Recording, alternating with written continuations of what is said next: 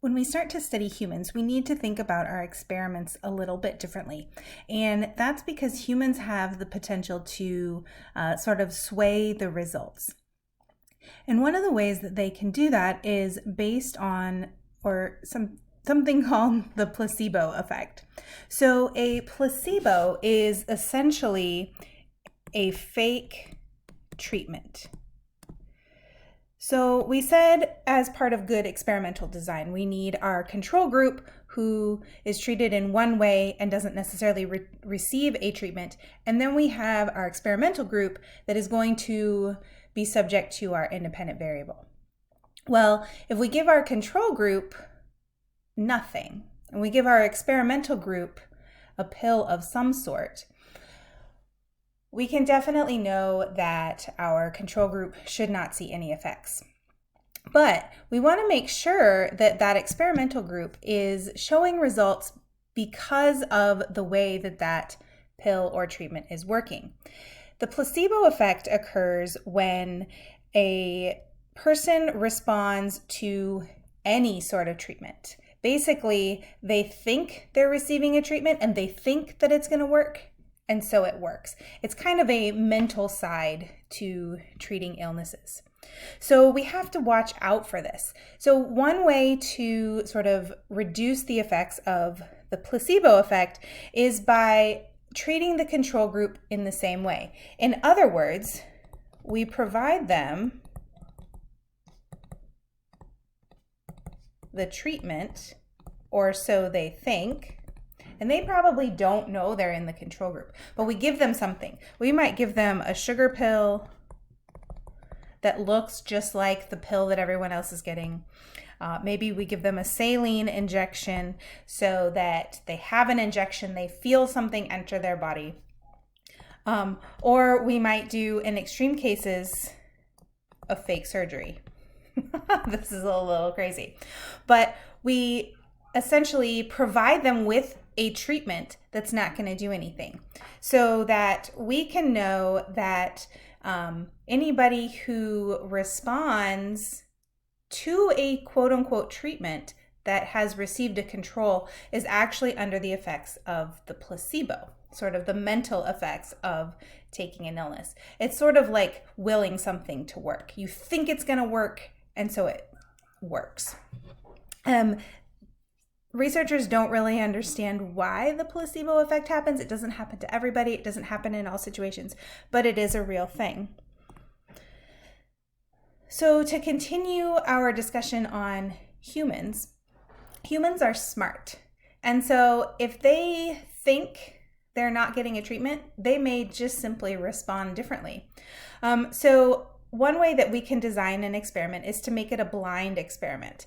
And that is where neither your experimental subjects or your control group know who's getting the treatment.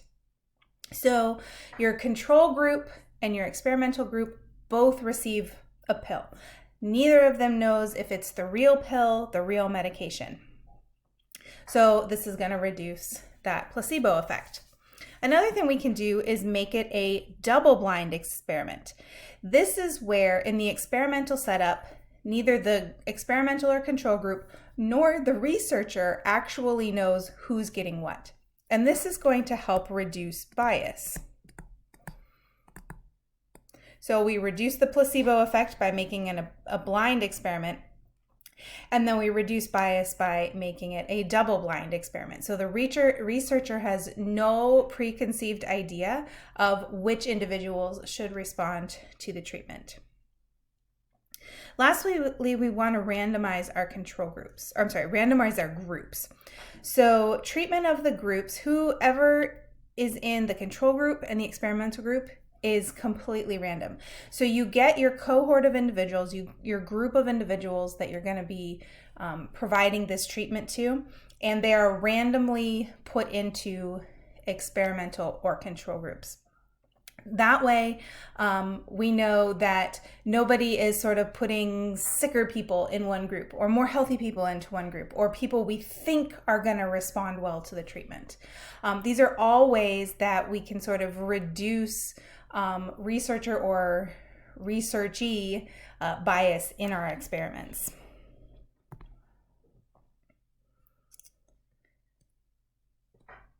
So no matter what type of experiment we are doing, whether it is something with individuals or not, we need to think about the types of data that are going to come out of that experimental design. So there are two types of data. One is quantitative data. This is essentially numerical data.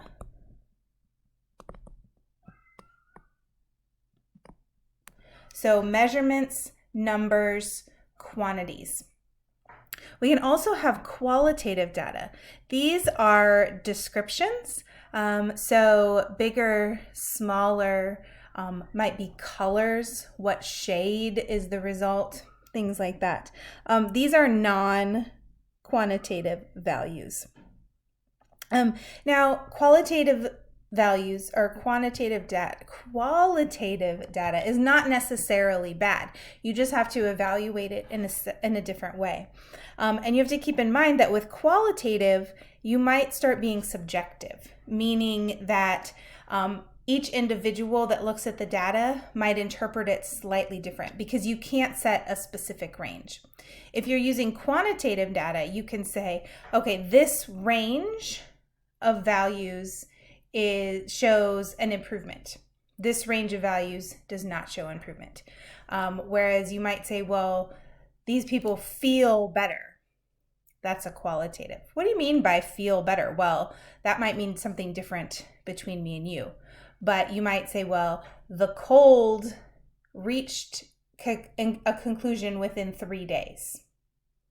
That's kind of a definitive numerical quantitative value. Now with our quantitative values, we can also introduce statistics. And we'll talk about that in just a little bit. So once we have our data, we have to figure out how we are going to represent that data, how we are going to display that data for anybody looking at it. Now, sometimes these are charts or tables. That might be the best way to display your data. Very often, though, we want to use a graph of some sort.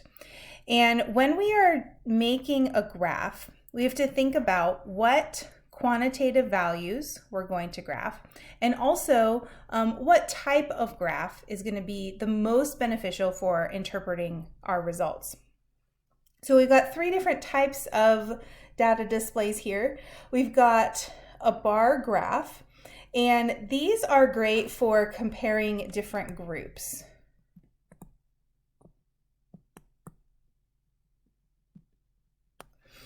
Then underneath that, we have a line graph. Line graphs are great for showing trends or changes over time. And you can overlay multiple line graphs so that you can see the trends of 2 different groups. So you can also compare groups. And then the last here is a pie chart. So this is great for representing a proportion of a whole. When we start making our line graphs or our bar graphs, we always graph them the same way. On the x-axis, the bottom axis, we always put our independent variable. On the y-axis, we always put our dependent variable. And we do this so that we know no matter what graph we look at, they're all going to be graphed in the same format. I won't go into graphs anymore now. We're going to do several graphs throughout the semester. So when we come to them, either in assignments or labs, I'll give you a little bit more information about why we are making the kind of graph that we are, and also how to make that graph.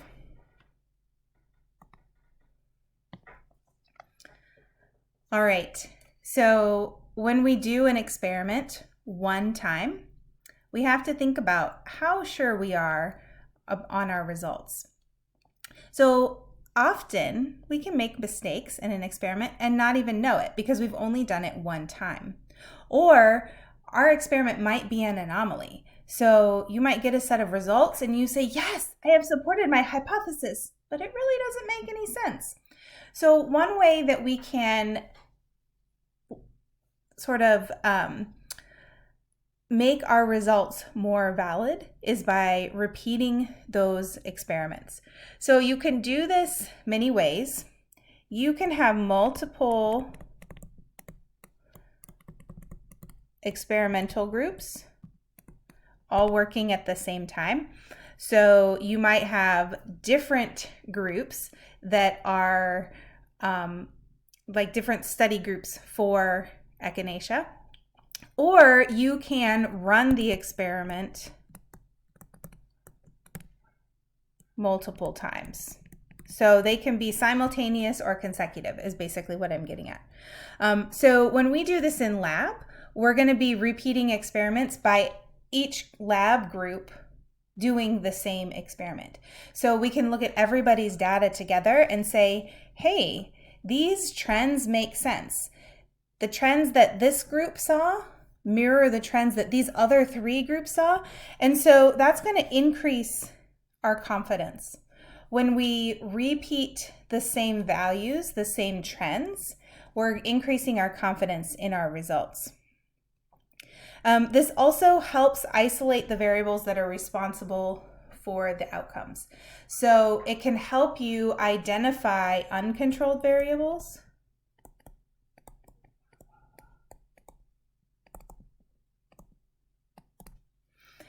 and it can also help you make sure that you are essentially testing every group exactly the same. Also, by repeating experiments, you're going to reduce bias. So sometimes you just really want a particular outcome, like you want to support that hypothesis. But if you repeat the experiment and you repeat it and you start to see like, hey, this is not the trend that I'm expecting, but it keeps happening, it keeps you from going back to that one time where it works. When you keep repeating and getting different results, but those results are all the same, it keeps you from sort of forcing a conclusion that's not really there. So we've made our hypothesis, we've done our experiment, we've analyzed our data. The last thing we need to do is draw a conclusion. So when we do this, we are always going to state whether or not we supported our hypothesis. And it is as simple as saying, my hypothesis that, fill it in, was supported or was not supported. So you use your data to help you determine whether or not you have supported your hypothesis.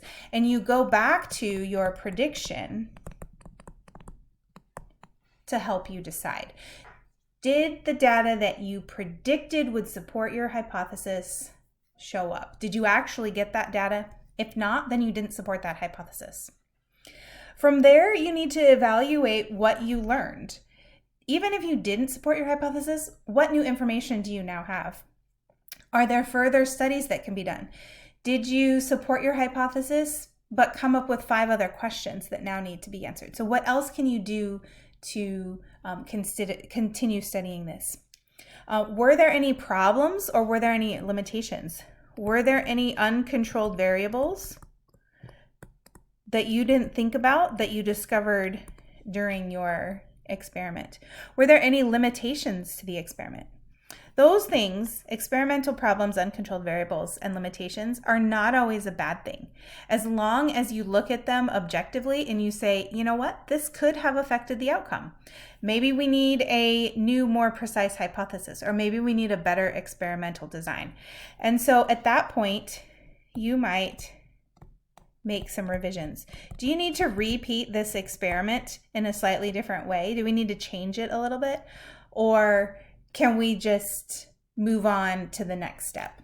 So when I ask you in your labs, did you support your hypothesis? You're going to make the statement that yes, you did, or yes, you did not. Sorry, no, you did not.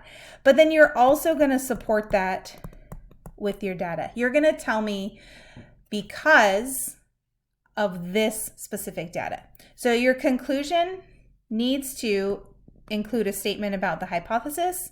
It needs to include some data, and it also needs to discuss or at least identify some of these other things. What did you learn? What else can we do? And were there any problems?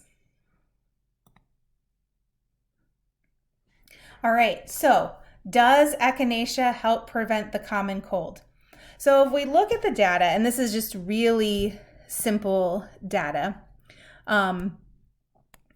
in each of our groups, those that didn't receive the placebo, those that did receive the treatment, those that did not, did they have cold symptoms? Yes, all of them still had cold symptoms. Did it shorten the duration of those symptoms? Well, no matter what treatment they received, it took 3 days for that cold to clear up. So the initial hypothesis was not supported by our predicted data. All 4 groups were just as likely to catch a cold and the symptoms last the same amount. So overall, does echinacea help prevent the common cold? Nope, it does not.